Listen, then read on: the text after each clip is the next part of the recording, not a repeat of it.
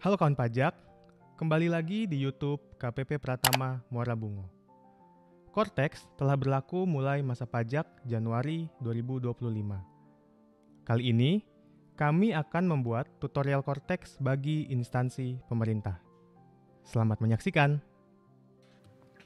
Baik, sebelum kita masuk ke praktek, kita pelajari sedikit teori tentang Cortex. Jadi apa saja perubahan dari sistem lama ke sistem baru atau Cortex. Jadi kawan pajak sekalian, untuk kewajiban perpajakan di tahun 2024 dan sebelumnya, DJP online masih bisa digunakan. Jadi, apabila kawan pajak masih memiliki kewajiban perpajakan di tahun 2024 dan tahun-tahun sebelumnya, dipersilakan dilaksanakan di DJP online. Kemudian, untuk masa pajak mulai Januari 2025 dan seterusnya, kawan pajak bisa menggunakan Cortex.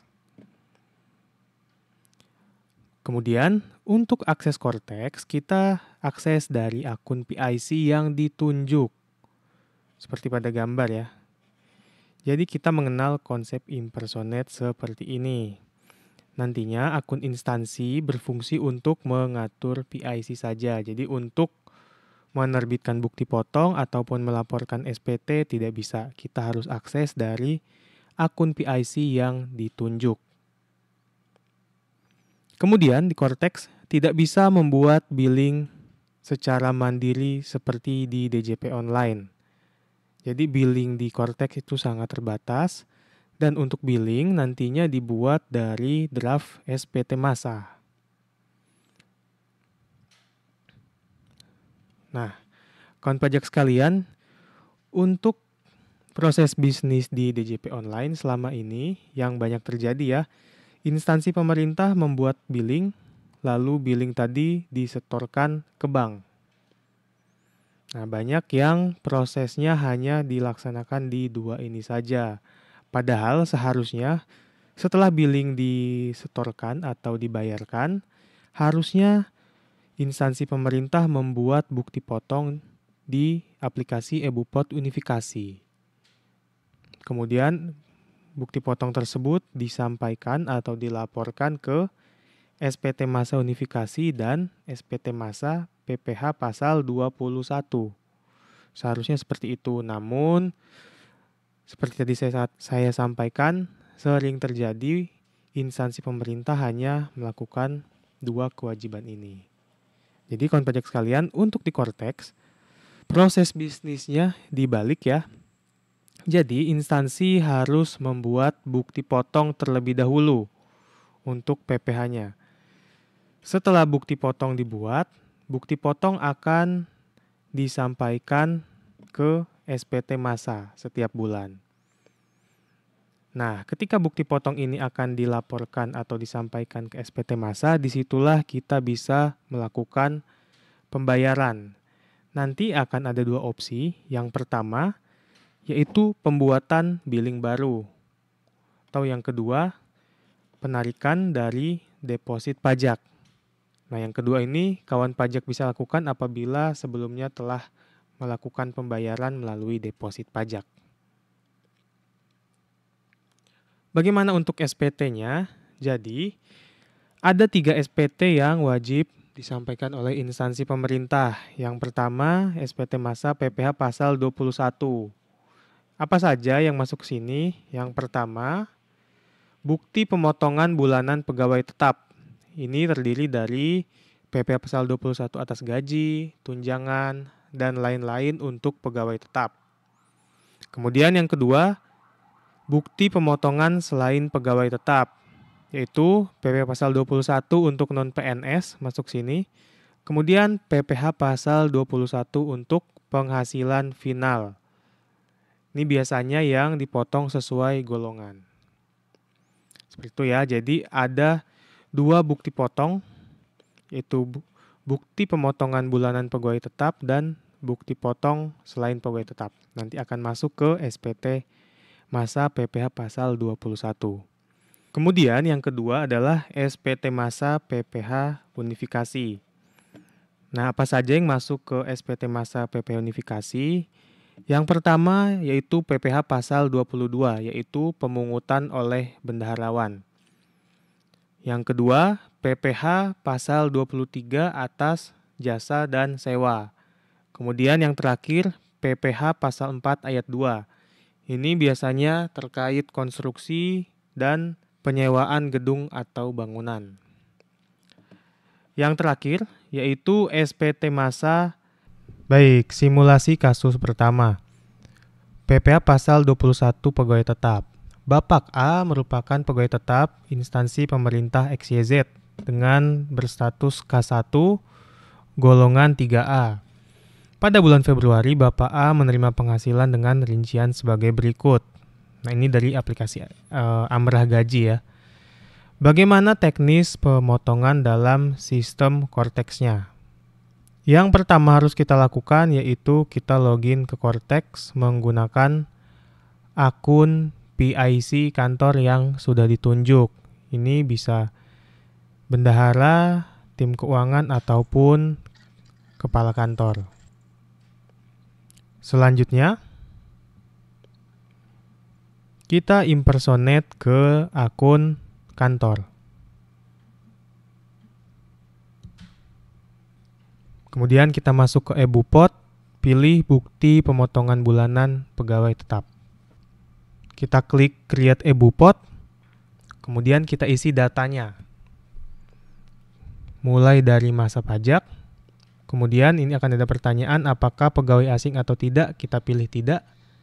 Kemudian untuk NPWP, di sini kita mengenal NPWP 16 digit atau NIK. Jadi kita isikan dengan NIK Bapak A. Nanti untuk nama dan alamat akan otomatis terisi oleh sistem. Selanjutnya kita pilih tanggungannya atau PTKP-nya ya. Lalu kita isi jabatan Bapak A tadi. Kita pilih tanpa fasilitas, kemudian objek pajak kita pilih penghasilan yang diterima atau diperoleh pegawai tetap. Nah, untuk penghasilan bruto, setelah kami coba dengan beberapa dinas ya, untuk mencari penghasilan bruto yaitu dari Amrah Gaji, kita pilih jumlah kotor dikurangi dengan potongan pajak. Jadi di contoh di depan 10.900.000 sekian dikurangi 215.000 sekian. Sehingga didapatlah angka ini ya, 10.778.138. Kita isi penghasilan brutonya sesuai perhitungan. Untuk PPh-nya akan otomatis dihitungkan oleh sistem.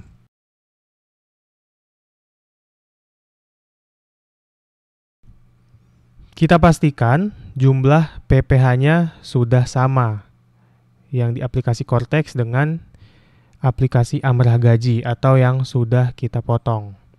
Kalaupun ada perbedaan mungkin sekitar Rp1 karena perbedaan pembulatan.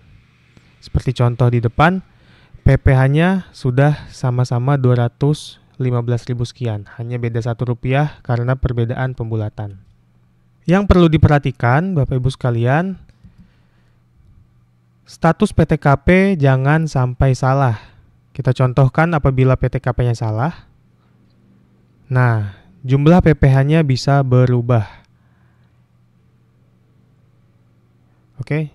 Jadi yang perlu diperhatikan yang pertama, PTKP-nya jangan sampai salah. Kemudian yang kedua, penghasilan bruto harus sesuai, karena kalau kita salah mengisikan nanti nominalnya akan beda juga. Selanjutnya kita klik submit.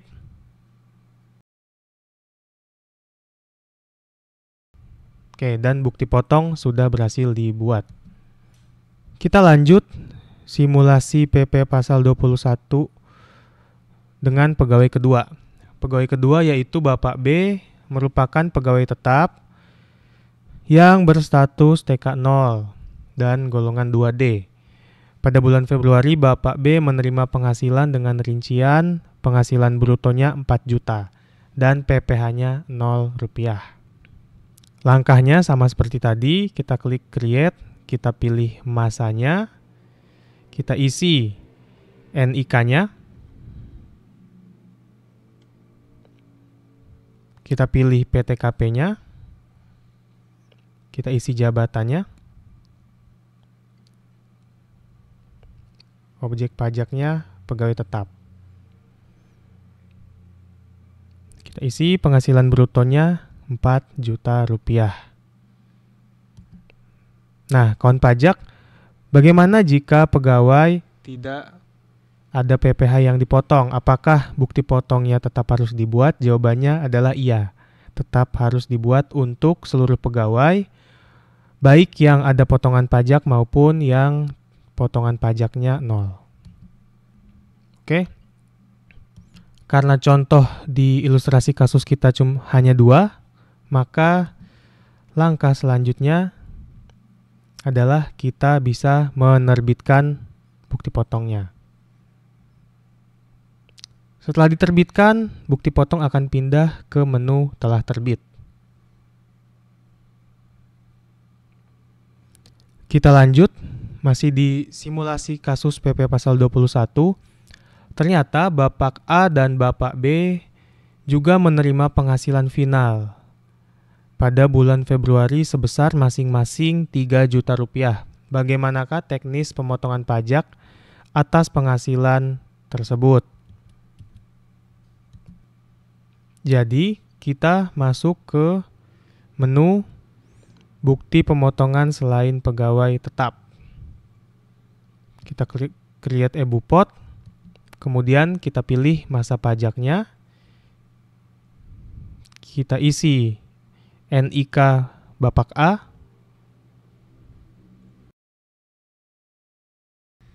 kemudian kita isi PTKP. Nah, untuk objek pajaknya, Bapak Ibu bisa cari golongan. Kemudian silahkan dipilih yang sesuai ya dengan golongannya. Untuk contoh kali ini, Bapak A merupakan golongan 3, sehingga besaran potongan pajaknya adalah 5%.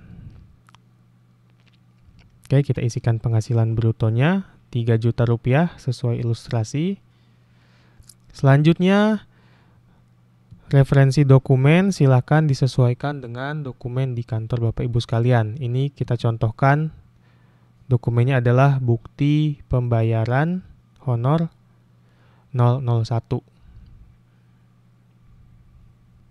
dengan tanggal dokumen yaitu tanggal 3 Februari 2025. Oke, setelah itu kita submit. Kita lanjutkan dengan bukti potong untuk Bapak B. Langkahnya kurang lebih sama ya. Kita isi masa pajaknya, kita isikan NIK, kita isi PTKP, kemudian untuk objek pajaknya kita cari yang golongan 2. Kemudian kita isikan penghasilannya. Jadi Bapak Ibu sekalian, walaupun penghasilannya diterima oleh pegawai yang golongan 2 atau golongan 1 dan tidak ada PPh-nya, bukti potong final tetap harus dibuat.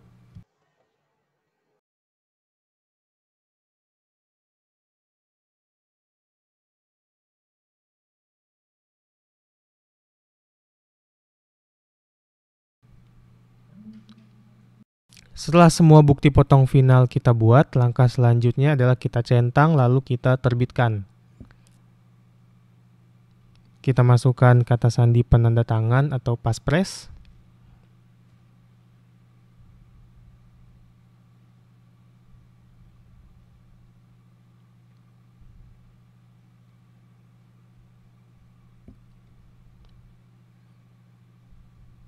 Oke, kita lihat statusnya.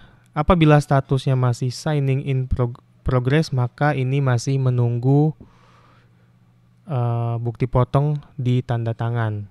Kita bisa menunggu sampai bukti potongnya berubah status menjadi sukses ditandatangan. Bisa kita refresh. Nah, apabila sudah berhasil diterbitkan, maka bukti potong akan berpindah ke menu telah terbit. Langkah berikutnya adalah kita melaporkan bukti potong tadi ke SPT masa PPh pasal 21. Kita klik menu surat pemberitahuan, kemudian kita klik buat konsep SPT. Kita pilih PPh pasal 21, kita pilih masa pajaknya. Kemudian kita pilih status SPT-nya normal. Oke. SPT akan masuk ke konsep, selanjutnya kita klik icon pensil.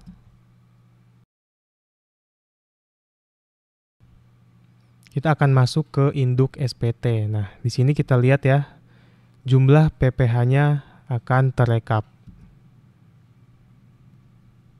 Untuk melihat detail, kita bisa klik lampiran L1A, yaitu di sini akan terekap bukti potong untuk gaji yang kita input tadi di bukti pemotongan pegawai tetap.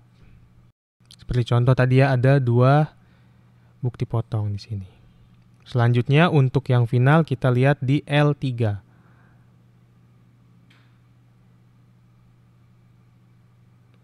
Kita pastikan lagi angkanya sudah sesuai. Jika sudah sesuai, langkah berikutnya adalah kita tanda tangani SPT-nya. Itu kita centang, kemudian kita klik bayar dan lapor. Jadi akan ada 2 pilihan. Yang pertama, pembayaran dengan menggunakan deposit pajak yang telah kita setorkan sebelumnya atau dengan membuat billing baru. Di kasus kali ini, kita telah melakukan pembayaran deposit. Jadi kita akan mencoba dengan deposit balance transfer atau pengambilan deposit pajak ya. Kita klik, kemudian kita akan isikan kata sandi penanda tangan atau passphrase. Kita simpan, lalu kita konfirmasi tanda tangan. Pastikan sampai muncul notifikasi sukses. Jika sudah sukses, maka kita akan mendapati SPT-nya pindah ke SPT dilaporkan.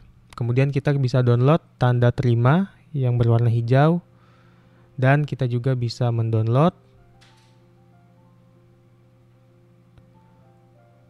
PDF SPT yang telah kita sampaikan. Nah, ini untuk bukti penerimaannya.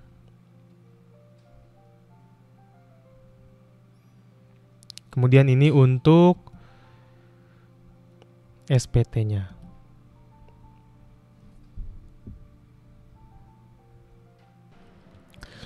Kita lanjut ke simulasi selanjutnya, simulasi kasus PPh pasal 22.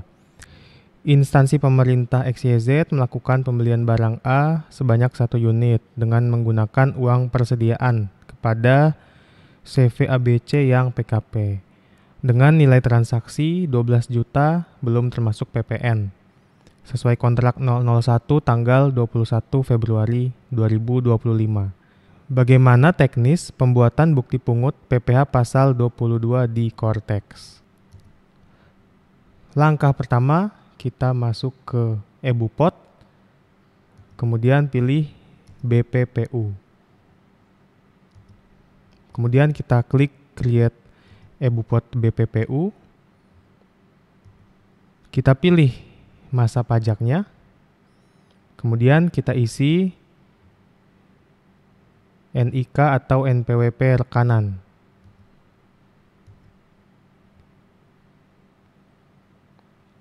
Pilih tanpa fasilitas. Kemudian untuk objek pajak kita cari pemungutan oleh bendaharawan. Masukkan nominalnya. Tarif pajak dan jumlah pajak akan otomatis mengikuti objek pajak yang telah kita pilih. Selanjutnya, Kita isi dasar dokumennya.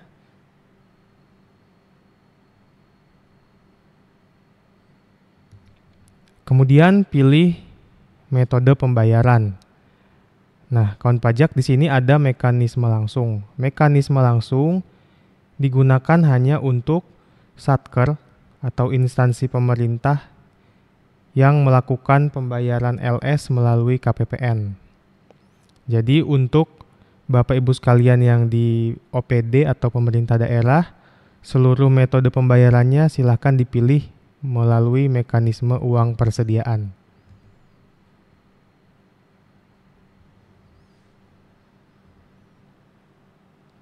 Kemudian kita submit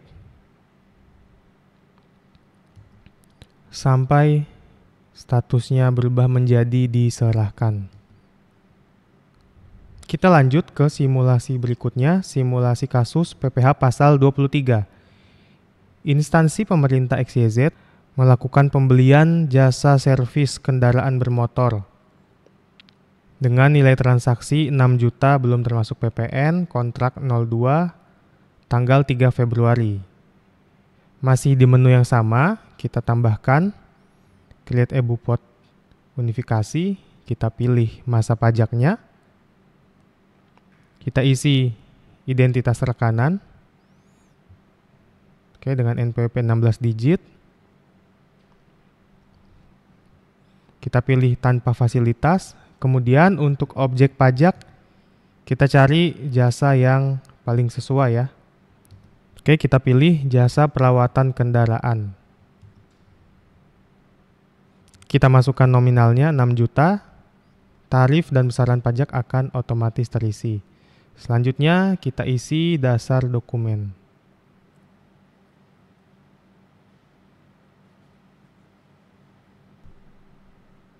Kemudian submit. Oke, lakukan langkah-langkah tadi jika ada transaksi PP pasal 22, 23 maupun PPh pasal 4 ayat 2 yang lain. Jika semua transaksi telah diinput, selanjutnya kita centang, kemudian kita terbitkan. Masukkan kata sandi penanda tangan atau paspres, kemudian konfirmasi tanda tangan. Langkah berikutnya, kita masuk ke surat pemberitahuan atau SPT. Kita klik buat konsep SPT, kita pilih PPh unifikasi. Pilih masa dan tahun pajaknya.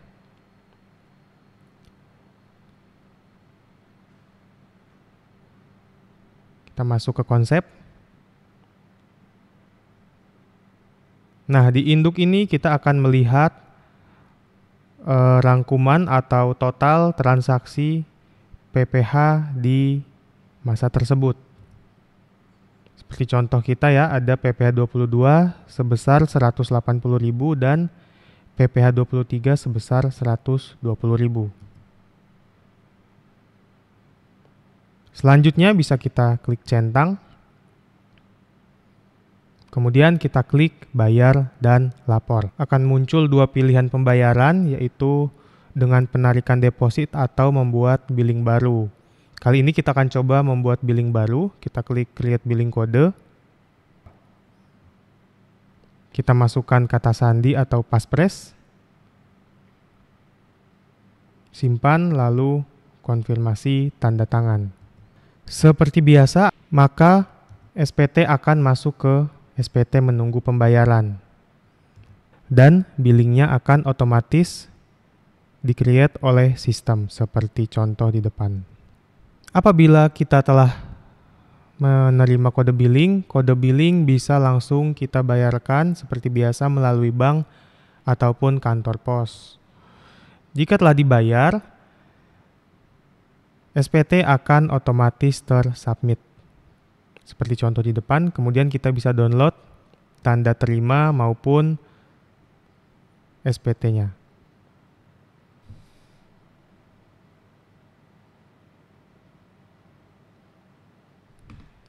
Kita lanjut simulasi berikutnya, simulasi kasus PPN. Kita akan menyetorkan PPN atas transaksi pembelian barang A dan pembelian jasa B di simulasi kasus sebelumnya. Langkah pertama, kita masuk ke menu e-faktur. Di sini kita akan mengecek apakah faktur pajaknya sudah dibuat oleh rekanan atau belum. Kita klik pajak masukan, kemudian akan muncul faktur pajak yang telah dibuat oleh rekanan kita. Kita bisa geser ke kanan untuk melihat detailnya. Misalnya kita ingin melihat jumlah PPN dari setiap faktur. Kemudian apabila kita ingin ngecek, kita bisa klik icon pensil, kemudian kita bisa lihat detail transaksinya. Apabila kita menemukan ada transaksi yang janggal atau menurut kita itu faktur yang nyasar, kita bisa klik edit. Kemudian kita scroll ke bawah, lalu kita tandai sebagai tidak valid. Untuk detail faktur kita bisa download dengan mengklik icon PDF yang berwarna merah. Seperti ini.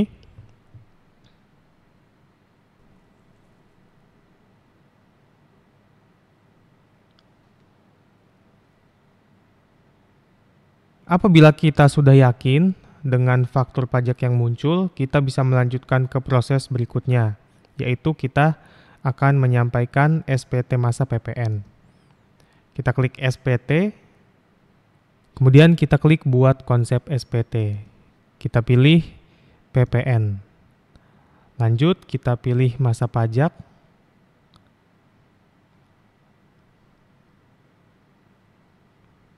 Kita masuk ke konsepnya. Di SPT induk kita bisa melihat jumlah penyerahan maupun jumlah PPN. Untuk lebih detail kita bisa klik di L1. Kita scroll ke bawah. Nah, di sini merupakan faktur pajak yang kita akui sebagai valid. Langkah berikutnya kita scroll ke bawah. Kita akan melaporkan SPT-nya, kita centang. Kemudian kita isi jabatan penandatangan SPT. Kita klik bayar dan lapor, oke.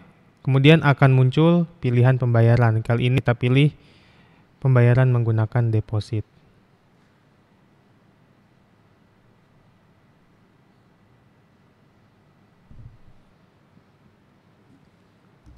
Setelah pembayaran terkonfirmasi, SPT akan masuk ke menu SPT dilaporkan. Kita bisa download tanda terima maupun kita download PDF SPT-nya.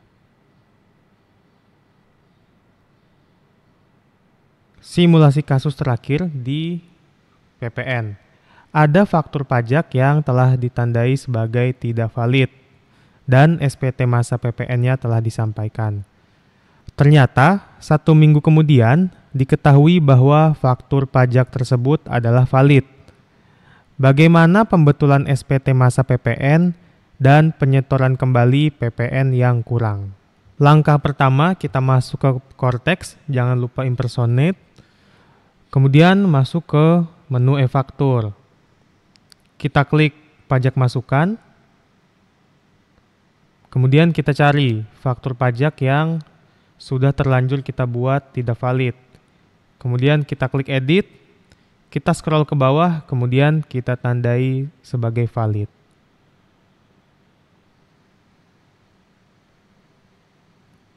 Kita cek kembali statusnya apakah sudah valid.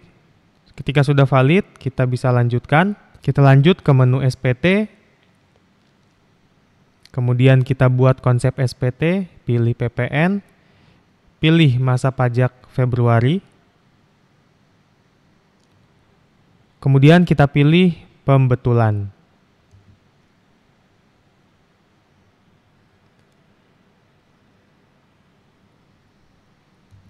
Oke, di induk kelihatan bahwa PPN sebelumnya yang telah dipungut yaitu 1.900.000 sekian. Sementara terjadi kekurangan PPN sebesar 1.400.000 sekian karena adanya faktur pajak baru yang valid. Kita bisa cek di lampiran 1 bahwa faktur pajaknya saat ini sudah bertambah.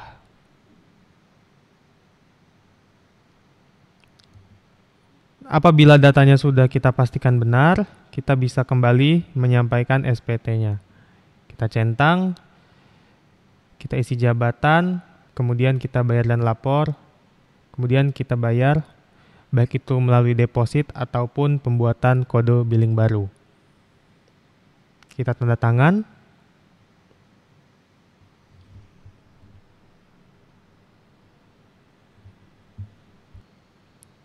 Dan SPT pembetulan telah berhasil disampaikan.